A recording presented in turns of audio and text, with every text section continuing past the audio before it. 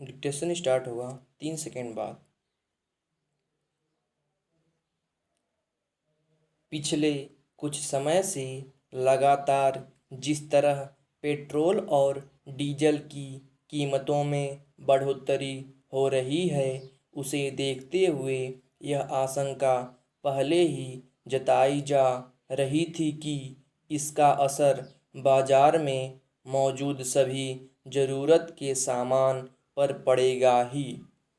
अब खुदरा महंगाई का जो ताज़ा आंकड़ा आया है, उससे साफ है कि न सिर्फ पेट्रोल और डीजल की कीमतें लोगों की पहुंच से धीरे धीरे दूर होती जा रही हैं, बल्कि खाने पीने के सामान की खरीदारी को लेकर भी बहुतों को सोचना पड़ रहा है।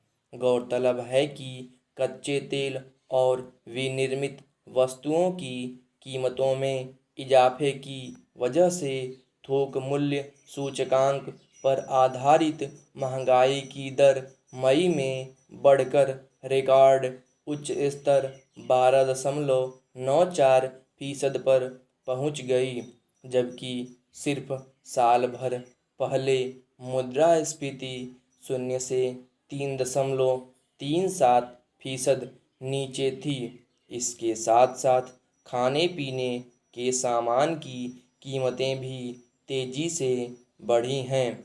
ख़ास तौर पर रोज़मर्रा के खाने पीने में उपयोग की सबसे ज़रूरी चीज़ों के दाम भी बेलगाम होते जा रहे हैं।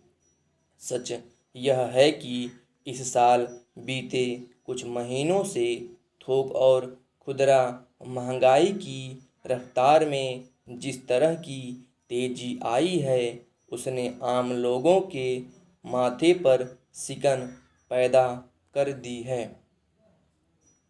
सरकार ने भारतीय रिजर्व बैंक को खुदरा मुद्रास्फीति की दर 2% की कमी या वृद्धि के साथ 4% पर कायम रखने की जिम्मेदारी दी हुई है।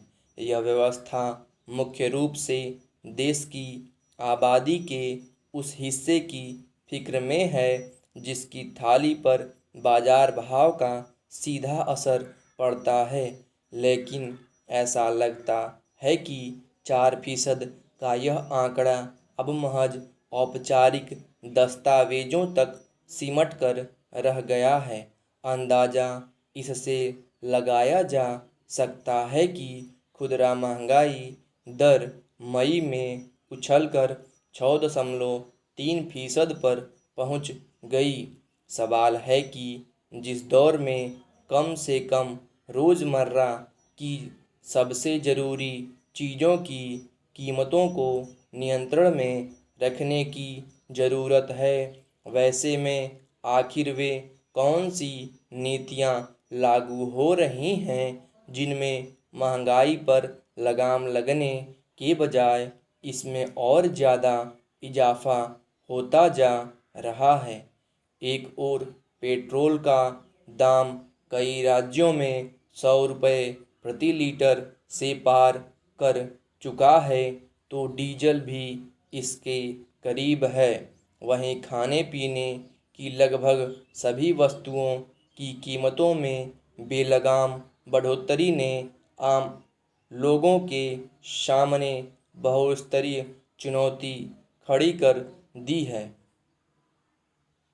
यह किसी से छिपा नहीं है कि पिछले लगभग 1.5 साल से ज़्यादातर लोग गंभीर आर्थिक मुश्किलों से जूझ रहे हैं। ख़ास तौर पर समाज का वैसा तबका जो असंगठित क्षेत्र में रोजगार या दिहाड़ी के भरोसे अपनी रोजी रोटी चलाता है, उसके सामने ज़िंदगी के लिए बुनियादी ज़रूरतें पूरी करना भी एक बड़ी चुनौती हो गई है। पूर्णबंदी के चलते लंबे समय से रोजगार के ज़्यादातर ठौर या तो ठप पड़े हुए हैं या फिर किसी तरह घी सटते हुए चल रहे हैं। वेतन, मजदूरी या किसी तरह के आर्थिक आय के अभाव में बहुत सारे लोग केवल खाने पीने की सबसे ज़रूरी चीज़ें ही खरीद पाते हैं। इनमें से भी बहुतों को तो पेट भरने के लिए भी दूसरों की मदद पर निर्भर होना पड़ा है।